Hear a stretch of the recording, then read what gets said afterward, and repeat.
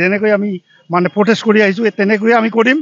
কিন্তু আমাৰ ইয়াত এটা বস্তু বেয়া লাগিছে, আমাৰ তেনেকুৱা বিশৃংখলা কৰাৰ উদ্দেশ্য নাই, আমি নকৰোঁৱে।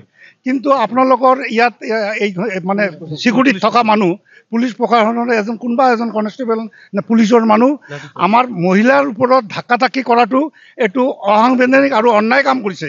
আমি এইটোৰ কাৰণে আমি গৰিহণা দিছোঁ পুলিচ ডিপাৰ্টমেণ্টক।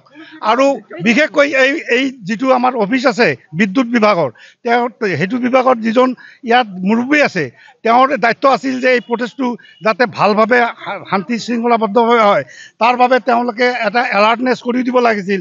যদি মানে শান্তিপূৰ্ণভাৱে আহে তেতিয়াহ'লে আমাৰ লগতো শান্তিপূৰ্ণ।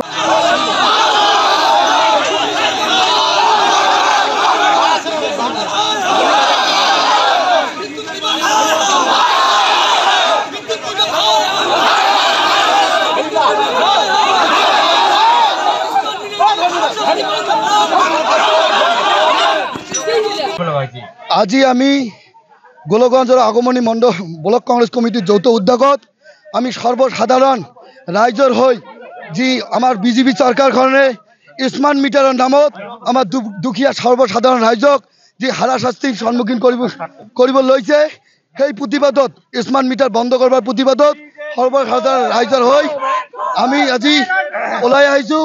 আমাৰ কাৰ্যসূচী আমি চৰকাৰক এটাই বিনম্ৰভাৱে অনুৰোধ জনাওঁ, আমাৰ অসমত আপোনালোকে স্মাৰ্ট মিটাৰ বন্ধ কৰক আৰু দুখীয়া ৰাইজক সহায় দিয়ক। দুখীয়া ৰাইজক সহায় দিবলৈ মই অনুৰোধ কৰিলোঁ। অন্যথা ইয়াৰ পিছত আমি আৰু ভয়ংকৰ আন্দোলন গঢ়ি তুলিবলৈ বাধ্য হ'ম। ৰাইজৰ হকে আমি মাত মাতিছোঁ, ৰাইজৰ হকে আছোঁ, আমি ৰাইজৰ হকে থাকিম। আমি এইটোৱে অনুৰোধ জনাইছোঁ, স্মাৰ্ট মিটাৰ বন্ধ হ'বই লাগিব। আজি আমি যিটো আন্দোলন কৰিব আহিছোঁ এইটো স্মাৰ্ট মিটাৰৰ বিৰুদ্ধে, কাৰণ আমি দুখীয়া মানুহবিলাকৰ কথা চিন্তা কৰি আমি এই আন্দোলনত আহিছোঁ।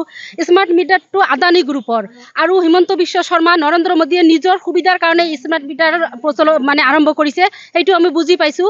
আমি সিহঁতৰ সুবিধা হ'ব নিদিওঁ, আমি স্মাৰ্ট মিটাৰ মানি নলওঁ। যিমান দিনলৈকে স্মাৰ্ট মিটাৰ বন্ধ নহ'ব আমি আন্দোলন কৰিয়ে যাম। যিকোনো খবৰৰ বাবে যোগাযোগ কৰক 7099017330 অথবা 7099017900